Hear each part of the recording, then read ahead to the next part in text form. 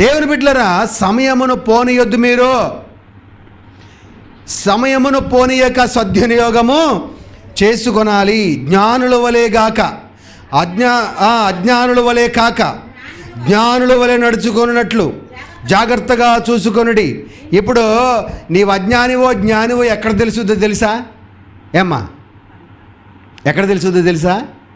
సమయాన్ని పోగొట్టుకుంటే నువ్వు అజ్ఞానివి, సమయాన్ని సద్వినియోగం చేసుకుంటే జ్ఞానివి. దేవునికి స్తోత్రం. ఈ ప్రపంచంలో పెద్ద పెద్ద బిజినెస్ మ్యాన్లు ఏమండి, మరి ఎన్నో ఆవిష్కరణలు చేసినటువంటి వారు, ఈ ప్రపంచంలో చెప్పుకోదగ్గ గొప్ప గొప్ప వ్యక్తులు, వాళ్ళు చేసిన పనేంటి? సమయమును పోనివ్వలేదు. వాళ్ళు ఏ సమయంలో ఏది చేయాలో అది చేశారు. దేవునికి స్తోత్రం. చెప్పండి హల్లెలూయా, హల్లెలూయా. ఎండాకాలం విత్తనాలు వేస్తే బతుకుతాయా? చెప్పండి. తొలకరి వాన పడినప్పుడు విత్తనాలు వేస్తే, మొక్కలు పెడితే చక్కగా బ్రతుకుతాయి. అది సమయం. ఆ తొలకరి వాన సమయంలో నిద్రపోతే నీకేమీ మిగలదు, శూన్యమే. సమయమును సద్వినియోగం చేసుకునేవాడు జ్ఞాని, సమయమును పోగొట్టుకునేవాడు అజ్ఞాని. దేవునికి స్తోత్రం కలుగును గాక. హల్లెలూయా. చాలామంది 40 ఏళ్ళకి, 50 ఏళ్ళకి, 60 ఏళ్ళకి సేవ మొదలు పెడతారు. 50 ఏళ్ళకి, 60 ఏళ్ళకే. అదేమంటే ఉద్యోగం రిటైర్డ్ అయిపోయానండి, సేవ మొదలు పెట్టారని అంటారు. కొంతమంది అయితే వాళ్ళ మాటలు నేను విన్నాను. కొంతమంది సేవకులు అయితే వాళ్ళు చెప్పి బాధపడుతూ ఉంటారు, అయ్యో దేవుని సేవకి ఇంకా ముందు వస్తే బాగుండేది, మా వయసు అయిపోతుందండి, ఇంకా ముందు యవన కాలంలో వచ్చి సేవ చేస్తే బాగుండనిపించింది అని బాధపడే సేవకులు ఎంతోమంది ఉన్నారు. యవనస్తులు చూసి మీరు యవన కాలంలో సేవ చేస్తున్నారు, ఎంత ధన్యులు. దేవుడు మన జీవితంలో మనల్ని కోరుకునే కాలం ఏది చెప్పండి? ఏ కాలం? యవ్వన కాలము. దేవునికి స్తోత్రం. ముసలోళ్ళారా మీరందరూ బలవంతులు అన్నాడా దేవుడు? చెప్పరండి, అనలేదు. యోహాను పత్రికలు ఏమంటాడు? యవనస్తులారా మీరు బలవంతులు. దేవుని కొరకు పాడే సమయం, ప్రార్థించే సమయం, దేవుని కొరకు పరిగెత్తే సమయం, దేవుని కొరకు సువార్త ప్రకటించే సమయం ఏది? ఏ కాలము? యవ్వన కాలము. ఈ యవ్వన కాలాన్ని సద్వినియోగం చేసుకోకుండా ఈ సమయాన్ని పోగొట్టేస్తే అజ్ఞానులా జ్ఞానులా? చెప్పరండి, అజ్ఞానులైపోతాం.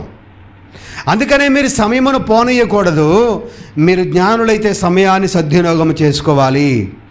కాబట్టి మీరు జాగ్రత్తగా ఉండాలి. జ్ఞానుల వలె నడుచుకున్నట్లు జాగ్రత్తగా. దేవునికి స్తోత్రం కలుగును గాక. హల్లెలూయా. చెప్పండి హల్లెలూయా. తర్వాత చూడండి 17వ వాక్యం. ఏందో నిమిత్తము మీరు అవివేకులు కాక ప్రభు యొక్క చిత్తమేమిటో గ్రహించుకొనుడి.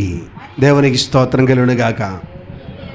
ఇందు నిమిత్తము మీరు అవివేకులు కాక ప్రభు యొక్క చిత్తమేదో గ్రహించుకోవాలి. ప్రభు చిత్తాన్ని మనము గ్రహించాలి. దేవునికి స్తోత్రం.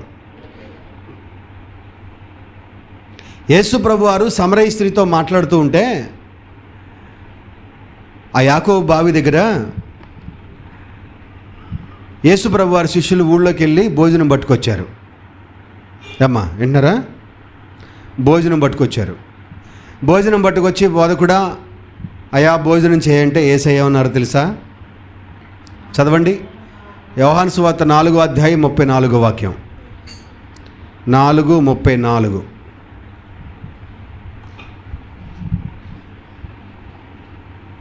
యోహాను సువార్త దొరకలేదు ఇంకా. నన్ను పంపిన వాని చిత్తము నెరవేర్చుటయు ఆయన పని తుద ముట్టించుటయు నాకు ఆహారమై ఉన్నది. దేవునికి స్తోత్రం కలుగును గాక. హల్లెలూయా.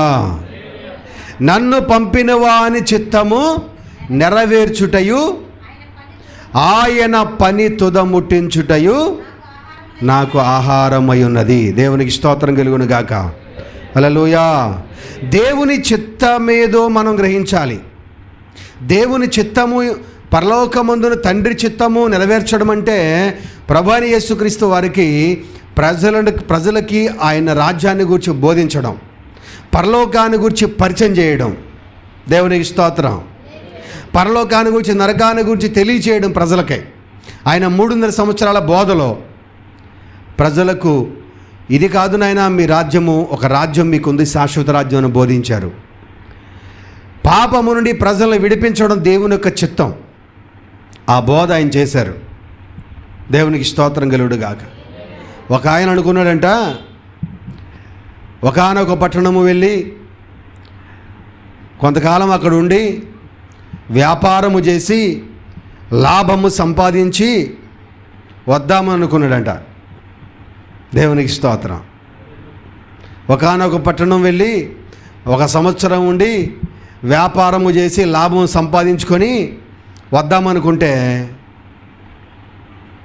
ఇప్పుడు చిన్న కుమారుడు కూడా ఏం చేశాడు? ఏమ్మా, ఆహా నా లైఫ్ ఎలా ఉంటుందో మా బాబుకి అర్థం కావట్లా. ఏమ్మా వినండి, నా లైఫ్ ఎలా ఉంటుందో మా బాబుకి అర్థం కావట్లా. నాకు బైక్ కొనిస్తావా లేదా? ముడ్ల కాళ్ళు బయటకు రానోళ్ళు అంటారు కదా మన పెద్దోళ్ళు.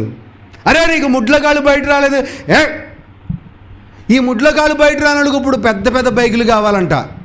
సైకిల్ దొక్కరా? కుదరదు, అవమానం. సైకిల్ దొక్కరా? అదిగో టీవీఎస్ ఉంది, తిరుగు. నేను వాడే బైక్ వాడు, కుదరదో. ఏం కావాలి చెప్పండి? హై స్పీడ్ బళ్ళు, బ్రాండెడ్ బట్టల్లాగా బ్రాండెడ్ బళ్ళు. దేవునికి స్తోత్రం. పాపం వేసుకుని లారీల కిందకి, కారుల కిందకి, ఆటల కిందకి, ఈట్ల కిందకి పాపం దూరేస్తున్నారు, ఆగట్లా. దేవునికి స్తోత్రం. అదేంటో మరి ఈ బండి తిన్నగా తోలితే వెళ్ళదన్నట్టు. అమ్మా, ఈ బండి తిన్నగా తోలితే వెళ్ళదు అన్నట్టు. చైనా వాళ్ళ భాష ఉంటుందే చూసారా? చైనా లిపి ఏంటో ఇట్ట ఉంటుంది, ఆ టైపులో తోలుతున్నారు. దేవుని స్తోత్రం. ప్రాణాల మీద తెచ్చుకుని ప్రాణాలు పోగొట్టుకుంటున్నారు. వెంటలా వాళ్ళ ఇష్టం. చిన్న కుమారుడు అనుకున్నాడు, మా బాబుకి అర్థం కావట్లా, నేను గనక వెళ్ళిపోతే, నా బాబు నా వాట నాకు ఇచ్చేస్తే, ఆహా నా జీవితం ఎలా ఉంటుందో ఒక రేంజ్లో జీవించి చూపిస్తాను మా బాబుకి అనుకున్నాడు.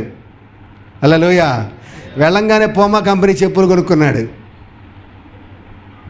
ఏమ్మా, బాటా కంపెనీ షూలు వేసుకున్నాడు. చెప్పండి, ఇంకా బ్రాండెడ్ బట్టలు కొనుక్కున్నాడు. ఒక మంచి బైక్ కొనుక్కున్నాడు. అలాగా తిరుగుతుంటే ఈడెవడో బ్రాండెడ్ బట్టలు వేసి తిరుగుతున్నాడు రా, వీడు బాగా ఉన్నాడు అనుకుంటా అని ఒకడు స్నేహితుడు వచ్చాడు, మొత్తానికి జతగట్టాడు. ఆ తర్వాత ఇంకొకడు వచ్చాడు, ఆ తర్వాత ఇంకొకడు వచ్చాడు, ఆ తర్వాత ఇంకొకడు వచ్చాడు. అలాగ స్నేహితులు తయారయ్యి, ఆహా నువ్వెంత గొప్పవాడురా, నువ్వు అది ఇది ఇది అని చెప్పేసి పొగడుతూ ఉంటే వీడు ఏటీఎం కార్డు గీకేస్తున్నాడు. దేవునికి స్తోత్రం. గీకి మొత్తం అయిపోయిన తర్వాత, డబ్బులన్నీ అయిపోయిన తర్వాత, తింటాక లేని పరిస్థితుల్లో అదిగో ఆ ప్లాట్ఫామ్ మీద 5 రూపాయలకి 10 రూపాయలు సొక్కాలు అమ్ముతున్నారు అని కొనుక్కున్నాడు. దేవునికి స్తోత్రం కలుగును గాక. కొనుక్కొని అవి వేసుకొని తిరుగుతూ ఉన్నాడు.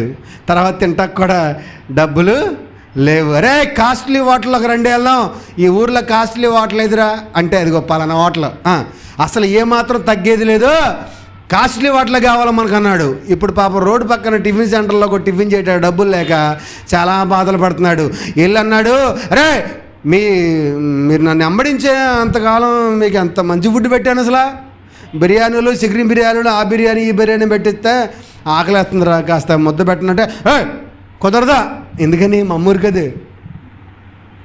మా నాన్న ఏమంటాడా, అరే నువ్వన్నా పెట్టించరా, కుదరదు.